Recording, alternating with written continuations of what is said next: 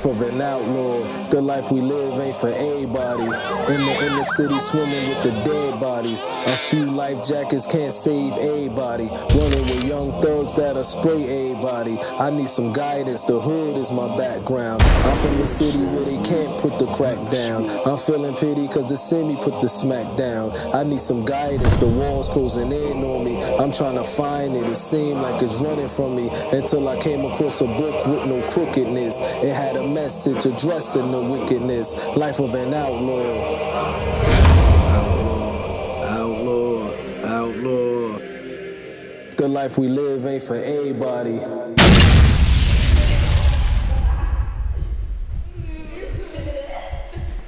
I was 3 years old when my mother and father got murdered. My father was African American. My mother was Puerto Rican and Cuban. He bought homes for his mother. Businessman.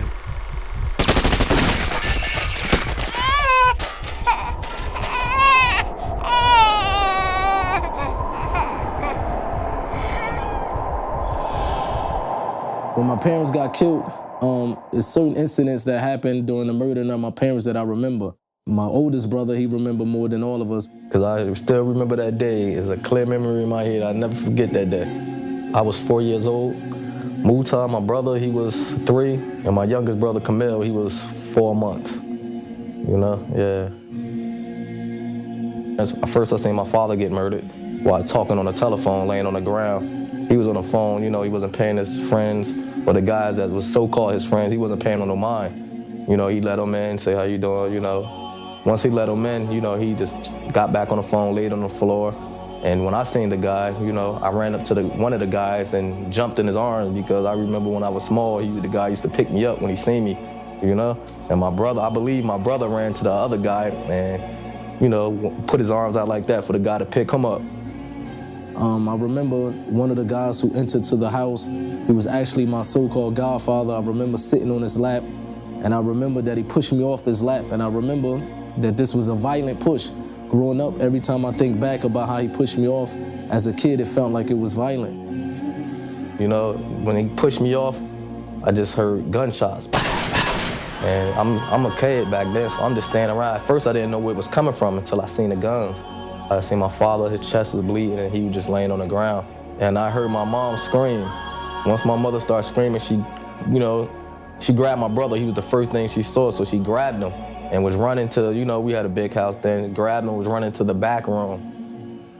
And I remember one of the guys, you know, when she slammed the door, kicked the door into the back room. And my mother was, you know, couldn't go nowhere. Her back was against the wall, you know, and so he killed my mother while she's back against the wall. After the murder of my parents, me and my brothers, we was in the house with the dead bodies for 24 hours. And I remember as a kid that I was biting my mother, trying to wake her up.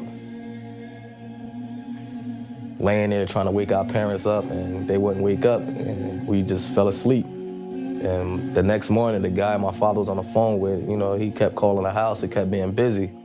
So he just came over there, and that's when he discovered us, you know. I was heading to Syke's house. We went out and took care of some business. And as I was at the door, his cousin was driving up. His cousin name was Hakeem. And as we opened the door, Syke was laying there on the floor. It seemed like he had a bullet hole in his chest.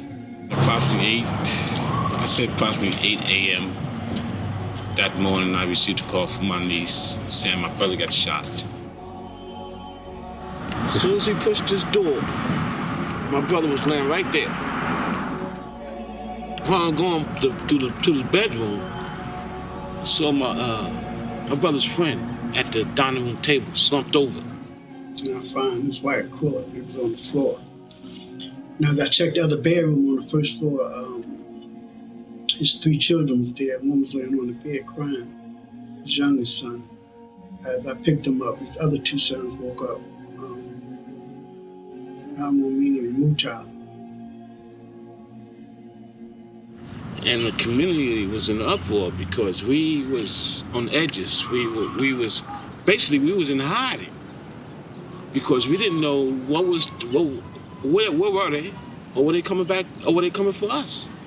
We had no idea what the situation was.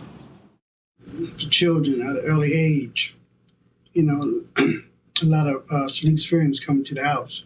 They knew everybody came there. And so they were able to identify one of the shooters that killed their mother and father. And all the time, it was my brother's so-called friends. They were very close. You know, I mean, they worked together. You know, they went out together, went on trips together. You know, hey, matter of fact, they came up all through the boys club, West Side. I mean, as far as 14, 15 years old. They came up together. These guys used to literally actually eat at my mother's table. My mother actually fed them. They have slept in my mother's home. And to see that,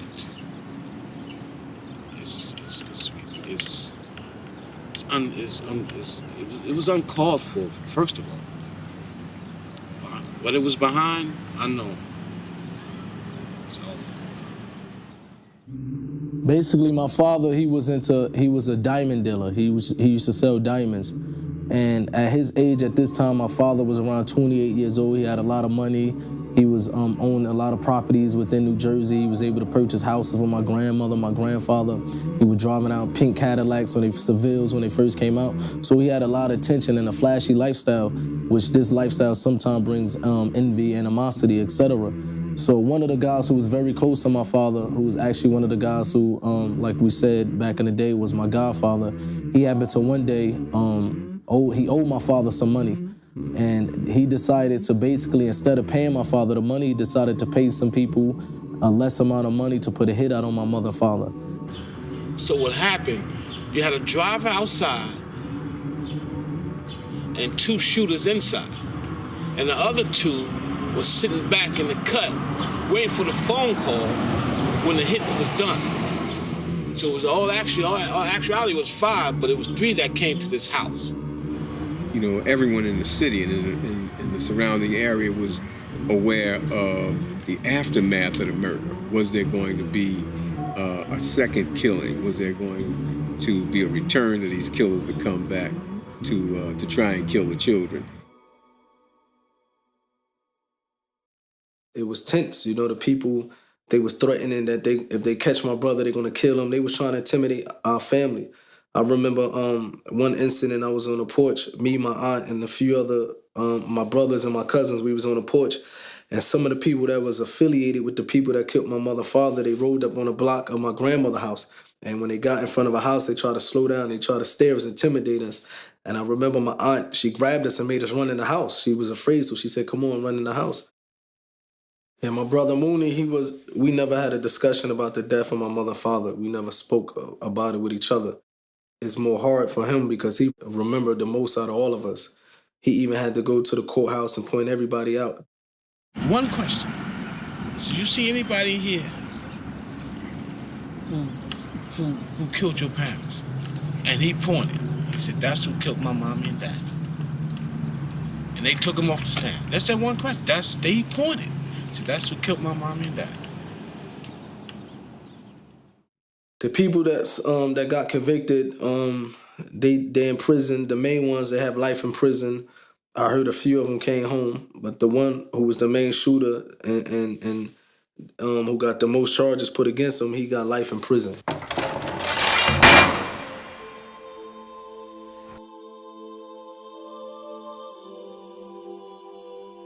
So from after the death of my mother and father, me and my brothers, we went to move with my grandparents, the parents of my father. And this was a very packed household because my grandmother was one of them ladies that she don't say no to no one. So we had other relatives in the house, aunties, uncles, cousins. It was a very packed house, you know? And she was a strong woman who basically, she was the foundation of our household at this time. My grandfather, he worked at nights, so he slept during the day. So the one who was in control of the house was actually my grandmother. She was the one that was taking care of us. She the one that was putting the rules down. She was basically the head of the household at this time. Man, she basically was the glue that kept my family together, you know?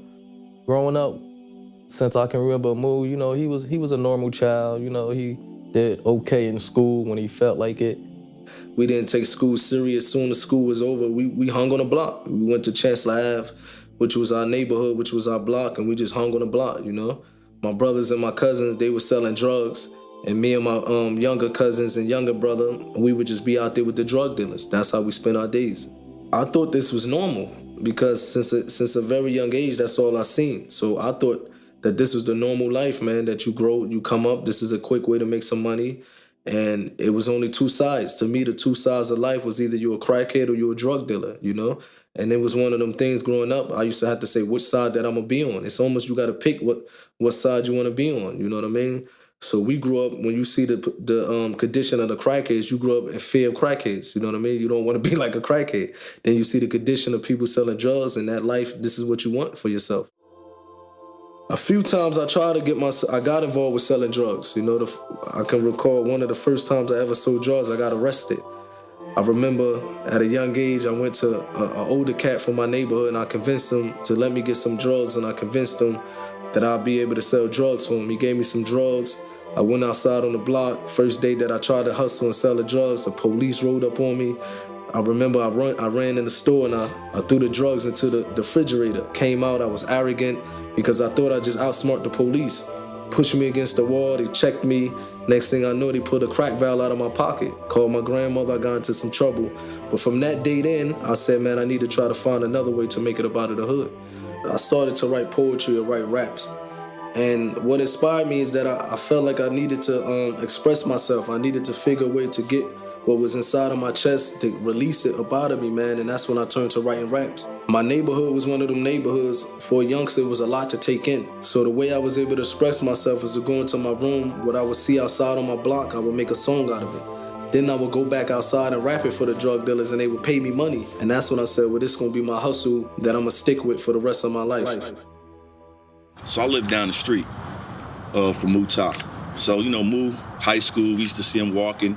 He always had a notebook in his hand, rapping. I'm like, Mu, what you doing? He's like, yo, I'm rapping, man. I'm trying to make it happen. I'm rapping, you know. He'd show me his books. We're like, yo, spit around. We give him $1, $2, $5. He'd spit around for us. We'd come, then we got closer. I met his grandparents. His grandparents used to live here too, all his family. So we started hanging. Mu was like, you serious? We straight hustlers from the street. We need a better day, you know what I mean? We trying to find a better way. So we found Mu. We ran into Mu. Mu was like, yo, I really want to do this, man. I'm trying to do this. I'm trying to make it happen. So we was like, all right, me and my man, Shala B. Mutah knew what I was into, so that's when he said, yo, listen, I'm trying to rap. You know, let's go to the studio together. You know, we can do some rapping together, whatever, man. You could be the manager or something like that. And, you know, I'm trying to stop, you know, being in the streets. So I said, let me take my money and put it towards something, you know, that can keep me from one level to another. So Corey, which is C, and Shala B, they got real involved. They got real involved with my career starting off as a musician, to the point that they was sending me in a recording studio. They was paying for my studio time. They was buying me clothes. They was taking care of me. You know what I mean? And they was the first ones that helped me pursue my career in the music industry. And we started putting Mu in the studio. So Mu coming up with rhymes, you know. But every rhyme he wrote was like, it's about murder. Murder this. I remember the hook. Money got me feeling like a star, but murder got me feeling like my death ain't far. And they go, murder.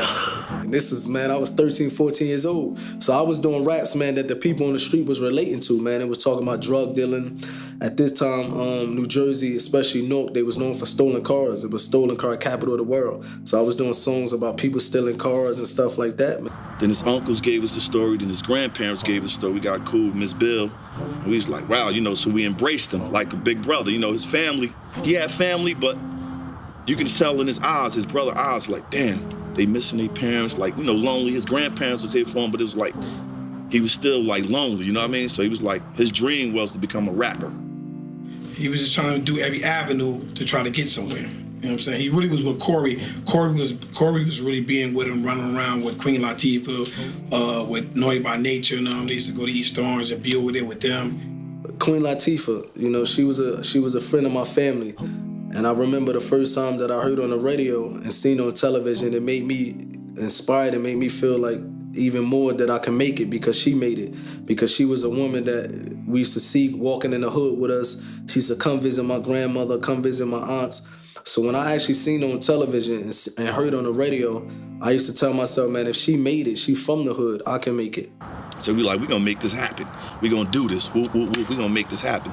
Studio here. We met these kids named Jamel. We started working with him immediately, taking him to the studio, teaching him how to do 16-bar verses, because, you know, Moo just was rapping. He'd just go on and on and on for like forever. He didn't know bars.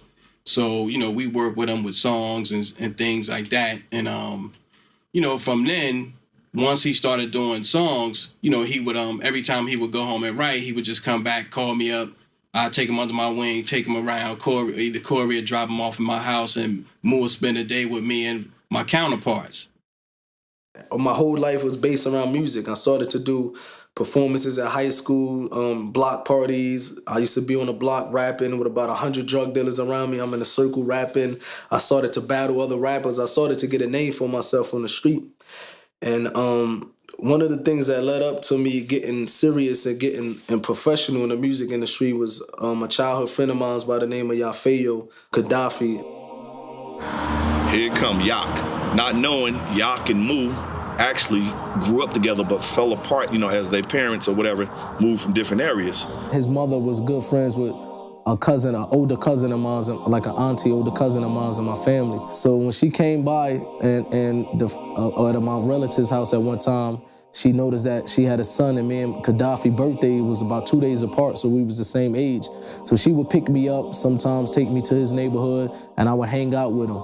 But when years went past, I lost contact with Yafeo, and I happened to run into his mother, and she told me he was actually trying to pursue a career in the music industry, and that his brother is Tupac Shakur. Tupac Shakur. Boom. Right there. What, Pac? Yo, we see him in the news all the time. We'll be running around, he acting crazy, selling records, he doing it all. Of course, at this time, Pac was known, especially in the hoods. You know, he put a few records out. And she said, matter of fact, Gaddafi, Yafeo, and Tupac is on their way to New York City. If you're serious about getting into the music industry, you should go up to him and talk to him yourself, you know? So me and Moo went to New York. Went to the hotel, Pac came down. After he took like an hour and a half, you know how the celebrities do. But, you know, he still came down. We went in the room. And, you know, walked in the hotel room. I remember seeing Gaddafi, Yafeo. He looked like a whole nother person, tall, braids, you know what I mean? Had some finesse with him. The last time I seen him, he was a short, chubby kid, but big for his height, whatever. I remember Pac walked in the room, man. He was, in the back of my mind, I used to say, I have to impress this dude. I had to let him know that I'm from the hood, I'm from the streets or whatever. So we gave Pac the demo. So Pac listening, he was like, yeah, all right, this cool, you know, wow, that's what's up, man. But when I started to talk to him, man, he let me know from the jump that he not into that type of conversation. And he started to question me about the death of my mother and father. So Moo gave Pac the story. He sat down on the bed in the hotel, literally sat down, he listening. So he was like, yeah, well, you know, 15, 16 years old, I'm trying to do this, Pac, and, you know, my parents got killed. So Pac looked. He gave this awkward look, like, ooh. So he was like, go ahead with the story. So Pac kept looking, listening to the story. After he finished the story, on everything I love, one tear came down Pac's eye. One tear came down Pac's eye. He just looked, put his head down like this. He looked up. He was like, I got you, Mo. So for me, I was surprised to see that someone reacted over the story of the death of my mother and father the way he did, to the point that I was trying to tell him, like, no need to cry, you know what I mean? And he was a real dude. He said, man, I'm going to try my best to help you, you know? And ever since that, from that day and from that meeting, every time that they came back to New York City, they would call me and I would go over there and meet with them, you know? For a while at the beginning, when Pac kept coming around, I actually wasn't able to really speak too much about rap with him. You know, he knew that I was a rapper. I gave him my CD or whatever like that. But at the same time, I kept saying, when we going to have the conversation about me trying to get in the music industry? But I guess he was trying to fill me out. At the beginning, it was more of me coming around and just hanging around with him. You know what I mean? He wasn't really bringing up the topic. And eventually, he invited me to the studio. Pac called Moo. Yo, listen, I'm doing Me Against the World. Want to come over? So we all came over. And he was working on a song, and that's when the first time that I got on a record with him. So I had left, dropped Moo off, Moo called me all excited. Yo, I'm on the album, man. Word up, you put me on the album. He's like, come back over, pick me up. We on the album. So we back in the studio, we listening. He was like, yo, we look bumping our head like, yo, I'm at the end. That's it. That's it right there. We in. Pac like, y'all in. I'm gonna take care of y'all. We all around rolling with Pac in New York. This particular time in my life, I got kicked out of high school. You know, we had a new principal that came in, and she called me to her office, and she said that I asked for the names of the top 100 worst kids in the school, and your name was at the top 10 of the list. And she said, if you mess up one more time, I'm gonna kick you out. So I didn't take her serious, you know what I mean? I messed up. She called me back to the office. She kicked me out. And what I really wanted to do is pursue that career in the music industry. I tasted it when I was hanging around Pac, and I got back in touch with Gaddafi. I felt like I was already living that life. So what happened is Gaddafi and Kastro at this time, I was calling down to Atlanta, and they was like, why don't you come down here? They just basically gave me the invitation to come down there. I went back to Corey at this time, C, and he said, if you want to go, man, I'll pay for your plane ticket, you know? So he got up the money, gave me the money, paying for my plane ticket. And I remember going to Atlanta, and that was the beginning of the Outlaw era. When Moo came around, it was like, you know, I remember him from when we were little. And, you know, it was like, how could you not get along with him? You know what I mean? He was cool. He was like one of us. He was funny. We thought we was wild. He was a lot wilder than we was, though. What's that? Tat it down. Tat it down. That's right. Crazy. I remember Moo was like off the hook. Moo was basically the wildest outlaw in the group, the wildest. We was all going to hang out downtown, and he wasn't even young. He wasn't even old enough to get into the club. So we left him at the hotel downtown on Peachtree. So when we come back from the, from hanging out, Pac was like, is that Mutah? He walking up and down the street, that's bothering people. He was just a young kid, very talented, but wild. Napoleon was the type of guy that was so wild that you kind of had to keep your hand on him because he was just, always wanting to fight. He was always the catch. You always had to say, where's he at? Because somebody, he be liable to punch somebody. This time I still was a solo artist. When I met Pac and even got back with Yafeo, Gaddafi, and the rest of the brothers, man, I still had the intention. I always wanted to be a solo artist. As soon as he got on the scene, we was already rapping. We was already a group. We was Dramacidal or the Young Thugs or something like that. And when he came, he had 2 songs. He had Money Had Me Feeling Like a Star, Money and Murder, and another song. But we ended up doing a song together called Killing Fields. Me, Gaddafi, Edie, and Kastro. At this time, the name of their group was called the Young Thugs. Pac went back to New York City, and he happened to call down to Atlanta, and we played the song for him over the phone for Pac.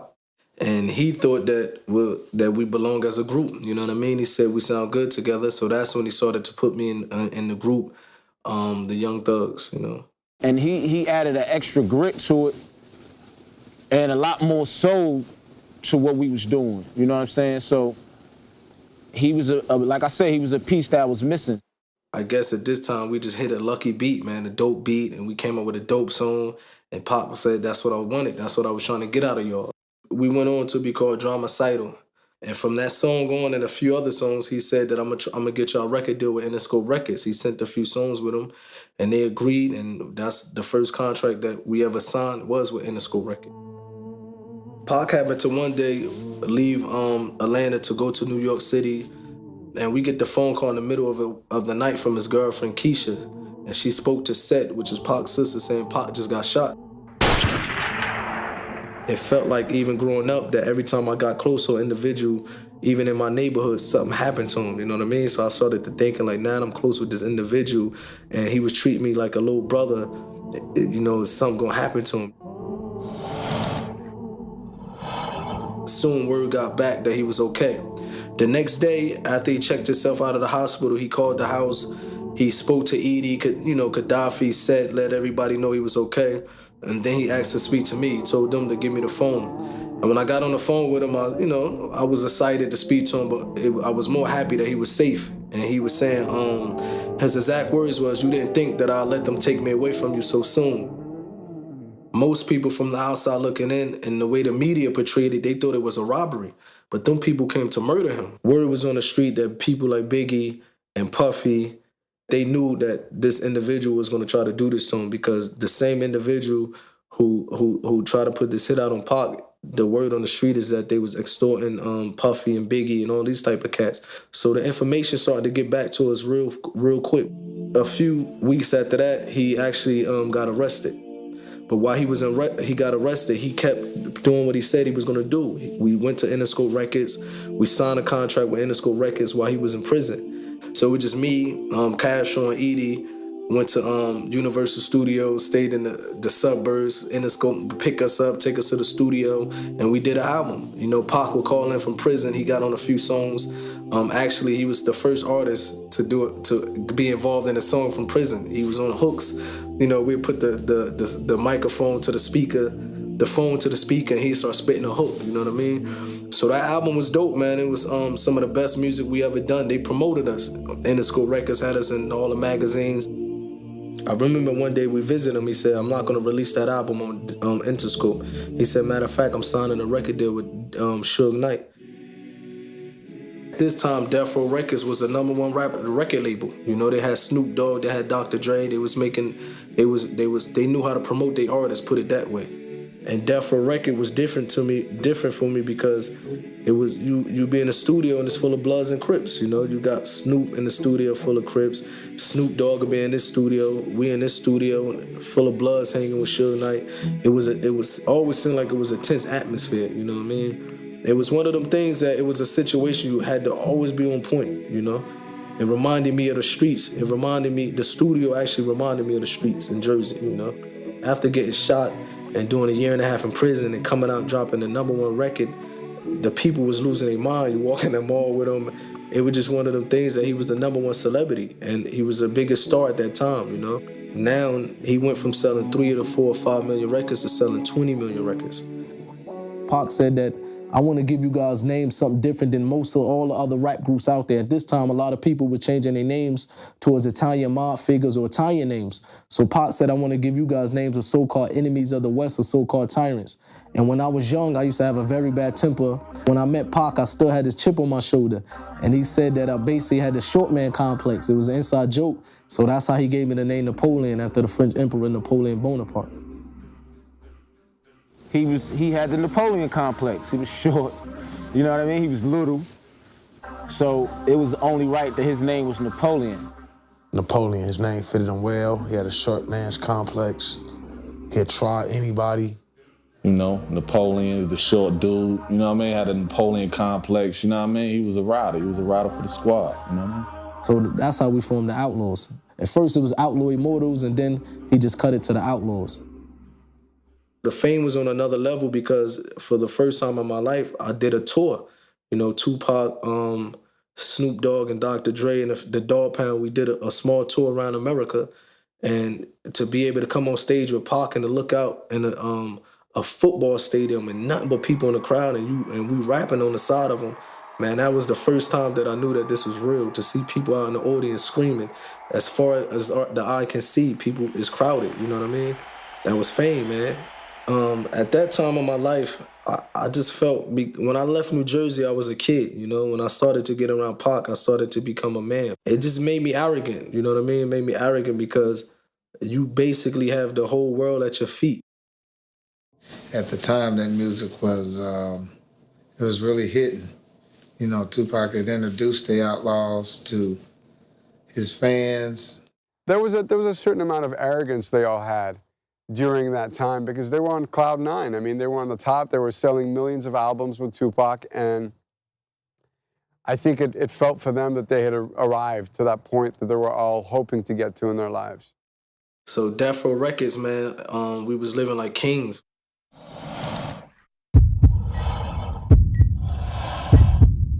I got a phone call from my Aunt Jamila saying that my grandmother's unconscious.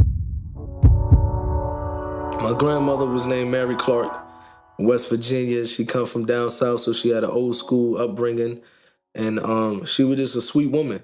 One of the reasons I wanted to make it in the music industry so I can get her up out of the hood, I can put her in a better living condition, buy a house. This is the dream that I wanted to do for my grandmother. Because after my parents got murdered, my grandmother was the next close thing to me. And growing up, I always was close and stay underneath my grandmother because I was so used to, things getting taken away from me. I can admit, man, we were some bad kids. We drove her crazy.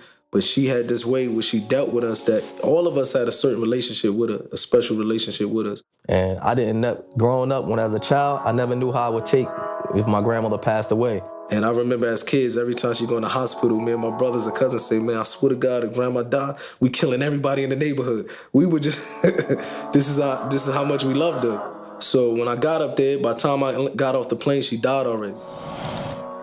When she passed away, man, I think that was the hardest death I ever went through.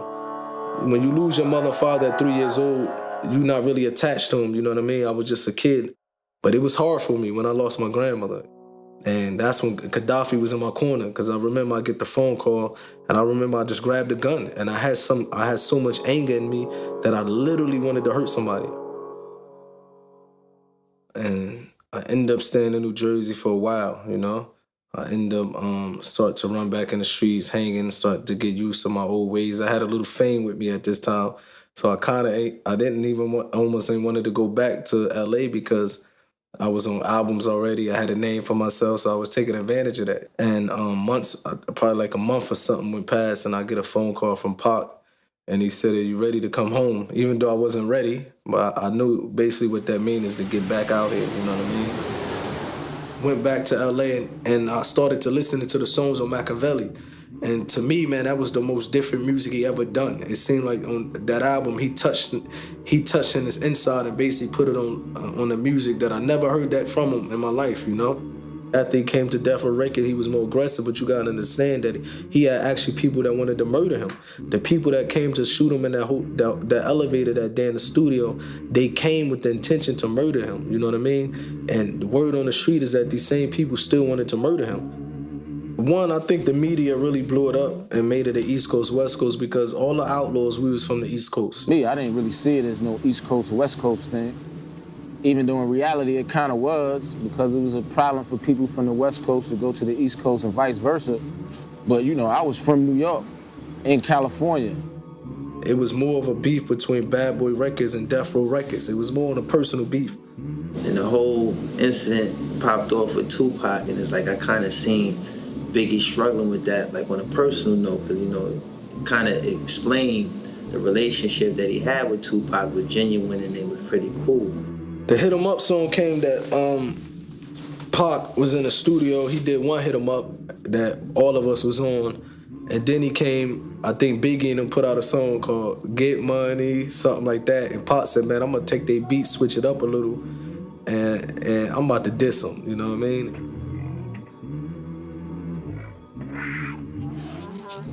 So when they just try to go on this full court onslaught about, assassinating big character, and I really didn't feel them cats, to be honest with you.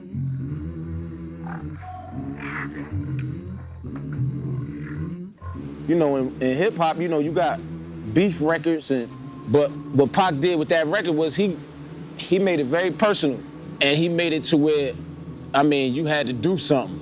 You couldn't just rap no more. You had to either do something or don't say nothing. It's one of them things that when it came out, it blew up, because I don't think that nobody ever did a diss that was that serious, you know what I mean? It was serious. I was like, man, these dudes is troublemakers, man. You know what I mean? These cats are starting a little bit too much trouble. And this thing ain't going to end, on a good note if this persists. When I got to Los Angeles, he happened to be doing the last song, which is called Life of an Outlaw. And that was basically the last song that I ever done with him. That was it,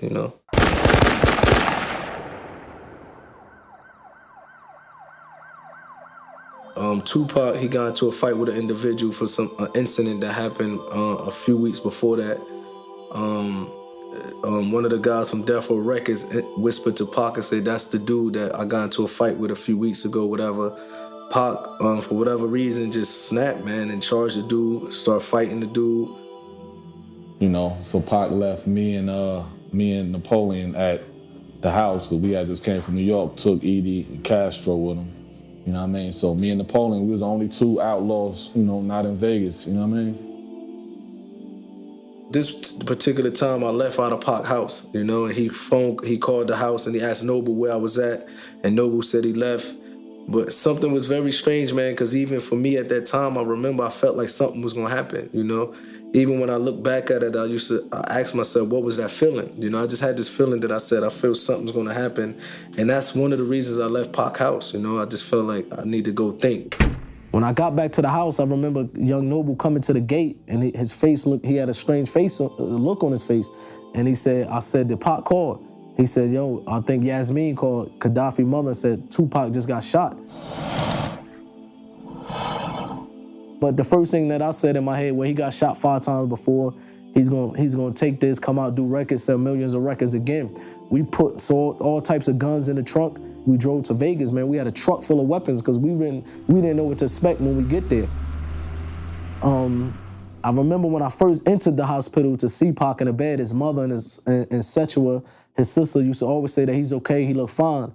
But when I actually saw him in a hospital bed, to me, I knew for right there that it didn't look like he was gonna make it.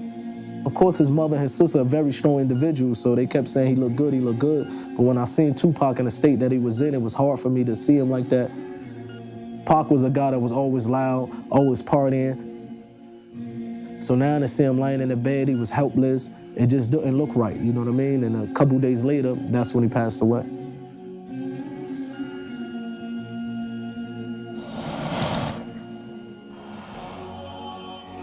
Pac loved him, and them two was bonding, so I know it affected him real hard. And if you know Moo, he's a real, you know, sensitive, passionate person. So, you know, he felt it hard. Once Pac got killed, you know, I think he probably lost a little hope, you know, because, you know, everything, I guess, that was close to him always, you know, somehow, some way he dies or get taken away from him. His grandmother just passed. Everybody that was taking care of him as far as trying to have guardianship over him passed away. From day one, he treated me like a family member. It wasn't like he said, come to Atlanta, you stay at the hotel. I actually moved in the house with him. Pac was his mentor. Pac was his older brother. He was his dad even in a lot of ways. I mean, like Pac was my family. That was my brother, you know. It's obvious how I felt. I felt devastated. I felt destroyed. A part of me was taken from me, you know what I'm saying? Well, when I heard he passed away, I was in Jersey and off some bullshit, probably drunk or high. And when I heard this, I heard it on the radio. I was kind of hurt because I couldn't be there, but at the same time, I felt like the nigga was gonna pull through, and he didn't.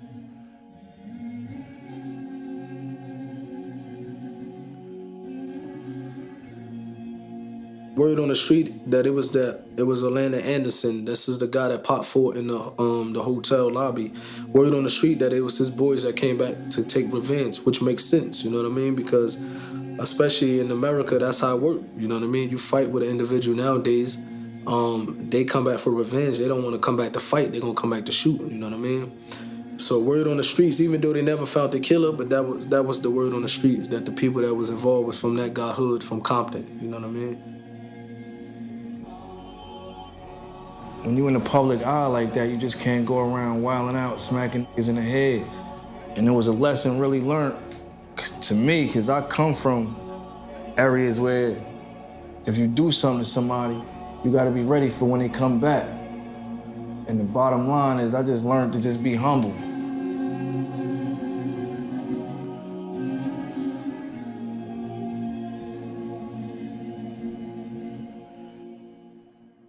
So after the death of Pac, me and Gaddafi, we went back to New Jersey.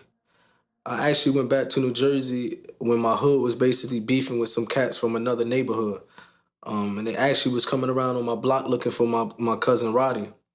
And I happened to one day be outside on the block with my brother Syke, and a van pulled up and they jumped out, shotgun, and they ran down on us. And they was looking at us, and they happened to find out that my cousin Roddy wasn't there. So they basically jumped in a van and they went around the corner. The next day, I went back out the block, the same thing. They came back around looking for my cousin Roddy. That they were jumping out with the guns, just pointing guns at everybody. So if I'm coming from just losing Pac, you know what I mean, from getting shot up, I wasn't taking that lightly. So one day they actually came back on the block, and I said, man, it's either me or them. What if they come out this time and start shooting? And I ran upstairs to an apartment where they used to hide the drugs, and hide the guns. And my cousin actually grabbed the gun, and my cousin Reef, and I actually started wrestling the gun, getting the gun from out of his hand. And I ran downstairs, and when I came outside of the building, the van was actually out there. You know what I mean? They was about to jump out, put it that way. A few days later after that, I got arrested for something different, for some weed or something. I was around somebody, they had some marijuana with them, and I got locked up. And when I was in the cell, it was only for a week or two. You know, when I was in the cell, I was thinking, man, and I basically said, man, this is the reason I left New Jersey. What am I doing? You know, I wanted to pursue a career in the music industry. What am I doing back to square one, you know? So I said, when I get out of here, I'm going to tell Gaddafi, let's leave, man. Let's go pursue our career in the music industry. So I got out and I told Gaddafi, man, let's just get up out of here. He said, you go and I'll meet you out there.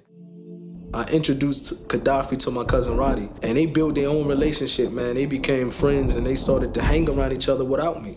And I introduced Gaddafi to Roddy, basically saying also that Gaddafi was in good hands. I know that if anything would happen to him while he was around Roddy, I know Roddy the type that ain't gonna let nothing happen to him, put it that way. So when I left New Jersey in October, I get a phone call in November. And I remember Kastro coming in the room, he said, man, Gaddafi just got shot. And we found out about Yak on the morning of the Pac Memorial. That morning is when we found out about Yak. So it was like, you know. A few hours later, we got another phone call that came from New Jersey and said, and it was Mutah's cousin. It was Roddy. And I remember I just broke down and started crying. The feeling after we found out who shot Yak was sickness. You know, we were shocked and we were sickened. It was like we were dealing with so much already. I believe Gaddafi death affected my brother probably harder than Pac death, you know, because it came from the hands of my little cousin. And, you know, growing up, my grandmother raised me, my two brothers, and three of my other cousins. So we grew up as brothers all our life. Yak was his best friend. You know, as far as I knew, that's how I met him. You know, that's how I met him, through Yak. And I know that had to hurt.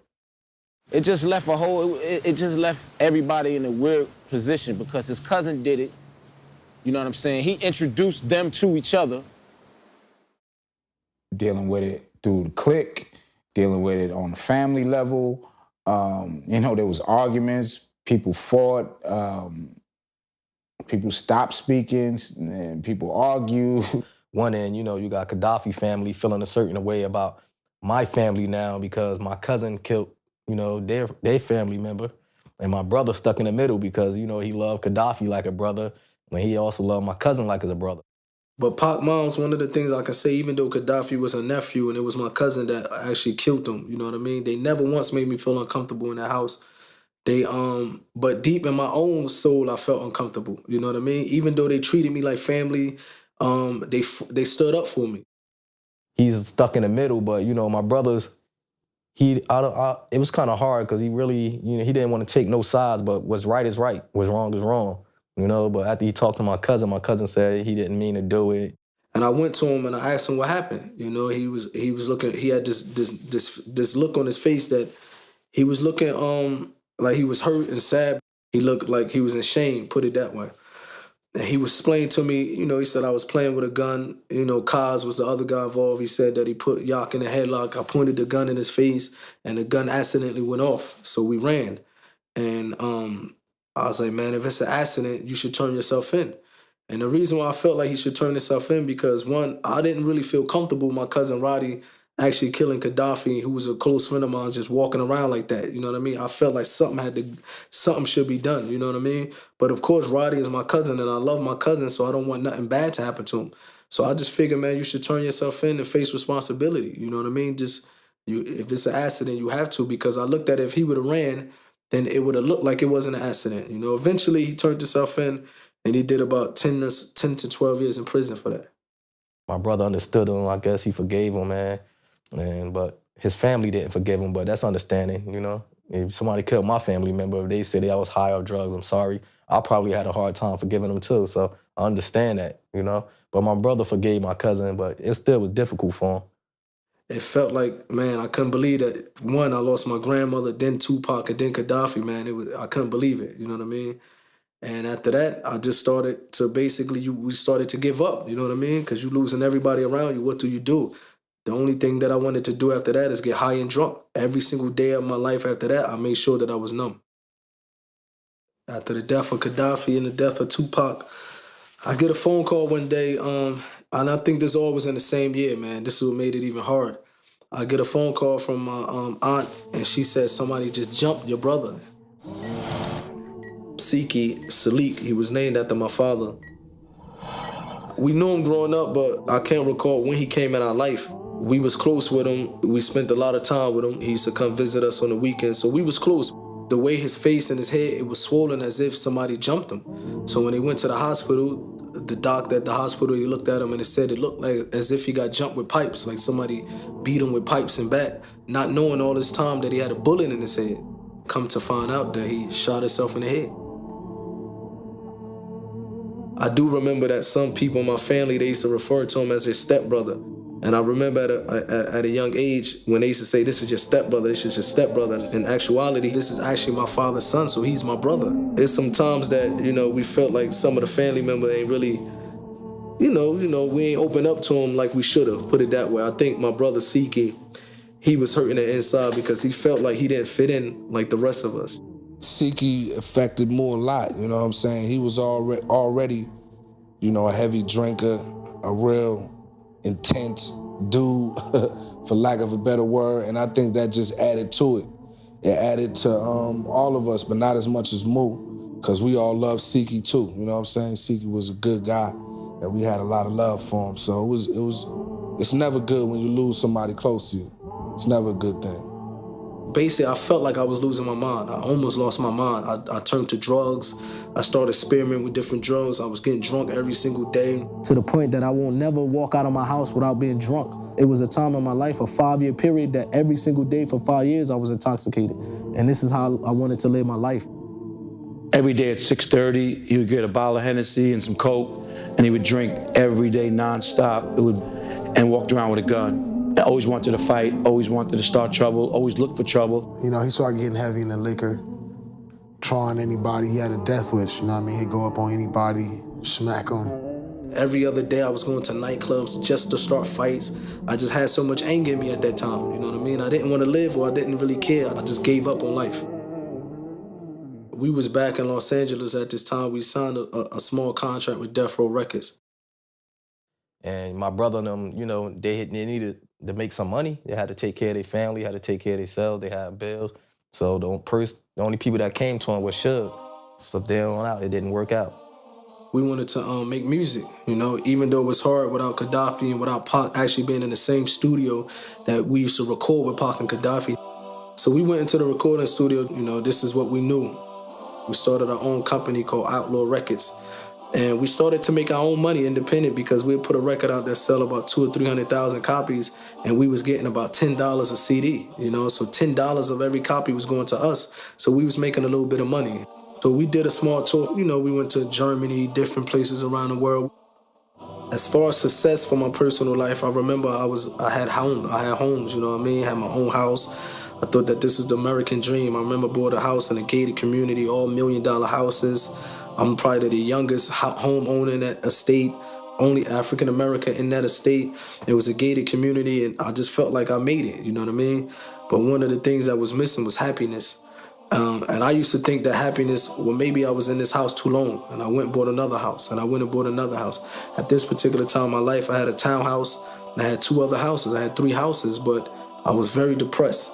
I saw him struggle, you know. I saw him just, you know, he was heavy in alcohol. He was, you know, and I feel him. And, you know, if you know Moo's history, you know, about his family and his parents being killed. And, you know, I was like, man, this dude is dealing with so much. You know, so I seen him wild out with the girls, wild out drinking alcohol, getting drunk, fighting. In the studio, I remember he was always liquored up. He was always liquored up and smoking weed. So he was always a little belligerent and a little more physically active than the rest of the Outlaws. So once he started drinking, you know, I guess it numb away his pain and make him forget about reality, and he live in that moment. So it become addictive, you know? And every day he would drink. And for me, I used to always tell him, like, man, you need to stop drinking, man. He wasn't like someone that's drinking every day, spitting up. You know, he can drink and you'll never know he was drunk. That's probably how much he was immune to it. At that time of my life, man, I was going through something serious because in the inside of me, I wanted happiness, you know what I mean? But at the same time, I was giving up on life. That night in the studio, when I got into a fight with my little brother, man, I was drunk out of my mind. And I got into an argument with him, and he said something I didn't like, so immediately I just started fighting. Going off, I always talk back, you know what I mean? When we say something, I always got something to say, you know what I mean? Disrespectful, and we just started fighting. When I had him on the ground, man, I basically was hitting his head against the ground to the point that he started to bleed. Me and Moose saying I was bleeding. I had to get stitches in my head because I hit my head on the window. It had bars. And it happened to be a Muslim brother who was in the studio with us at that time, but he was in another session. Walked into the studio. There's blood everywhere. I mean, you know, tables are turned over. Chairs are everywhere. Recording equipment is laid out everywhere. So he, after hearing the commotion and seeing the fight or whatever, he came outside and he calmed me down and he started to speak to me. After what happened, I asked him if there was his brother's blood on the floor. And he said, what? I said, is that your brother's blood on the floor? And he said, yeah. I said, that's your mother's blood and your father's blood also. I said, can I ask you something? And he said, yes. I said, imagine tomorrow waking up sober and realizing that you killed your brother. How would you feel about that?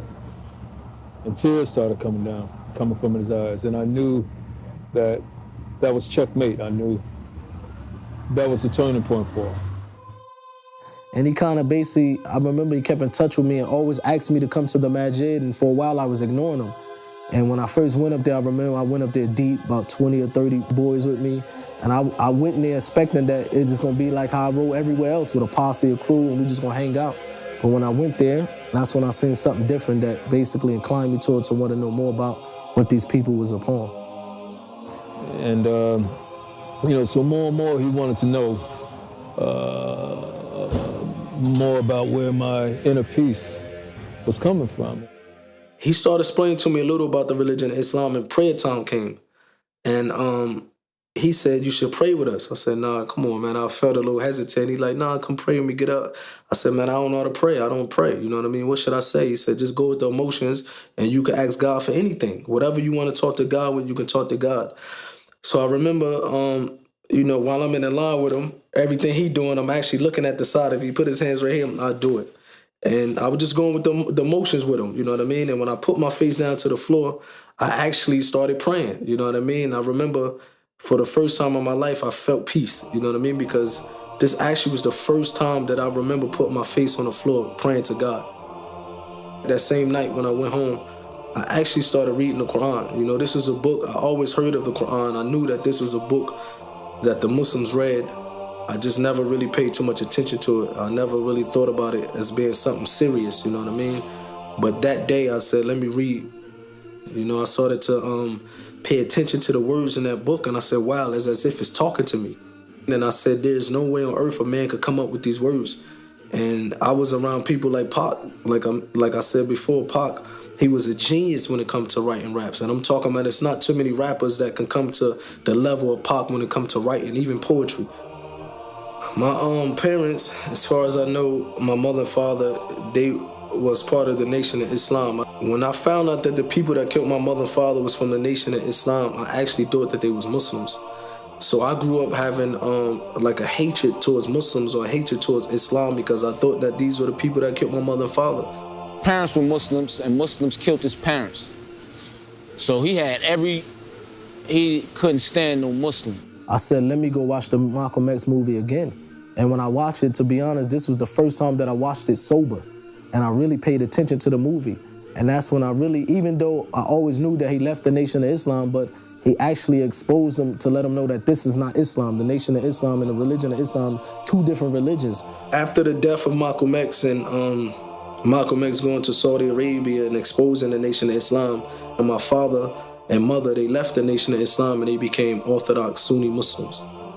When I seen the Malcolm X movie again, and at the same time I was reading literature of the Quran and things like that, it let me know that I shouldn't hate a whole group of people for what somebody did to my mother and father that actually didn't even belong to that religion. Right after that, I remember saying, man, I need to go to Hajj. That place where Malcolm X went to in Mecca, it changed his life. I need to change my life. So I accepted the religion of Islam, and a few months later, alhamdulillah, I went to Hajj. It was something that you felt that was different that I never felt before, to see people from all walks of life, from all different races, from so many different countries. I never witnessed nothing like that in my life, to see people that you don't even know, but they're calling you brother, and they invite you to come eat with them. It was almost too good to be true. I didn't believe that people actually exist on this earth that just with this brotherhood. I didn't believe that it existed. He went over there, and when he came back, he had this story about it that was amazing. And he was definitely a changed brother. When I returned back to America, man, I remember everything was looking different to me. In fact, because this was actually the first time in my life I spent 2 weeks without my cell phone, 2 weeks without talking business, 2 weeks in the middle of a desert just contemplating and praying to God. So when I came back, of course, naturally I didn't want to be around the stuff that I left. I didn't want to, the Outlaws was on tour. I couldn't see myself on stage at that time rapping around cuss words. I couldn't see myself going back to what I was trying to run away from. So that's when I called the Outlaws up and I said, to be honest, I'm not going to meet y'all on tour. And that was the last time I ever toured with the Outlaws. I ever been in a group with them. I just started trying to get my life together. I came back as a whole nother person, man. I looked at life different after that. Prior to Islam, man, I was very aggressive, very angry. And it wasn't nothing for me to take my anger out on an individual and hurt someone. It was the first time in my life that I even read about something that gave the rights to a woman and put a woman in such a high status. Coming from the music industry, I never looked at a woman in that way in my life. And for the first time in my life, I actually would think about before I do an action or before I try to hurt someone. Eventually, I walked away from the music industry, but at the same time, I felt like something was still missing. I just felt like it wasn't for me to walk away from the music industry and actually just sit in my living room or sit in my room and that's it. I felt like I still needed to put that message out or still had a voice that I wanted to speak to the youth. And that's when I decided to get into motivational speaking. Assalamu alaikum. That's when I lost contact with Yafeyo. And I happened to run into his mother. And when I asked how he was doing, she said that Yafeyo was trying to pursue a career in the music industry.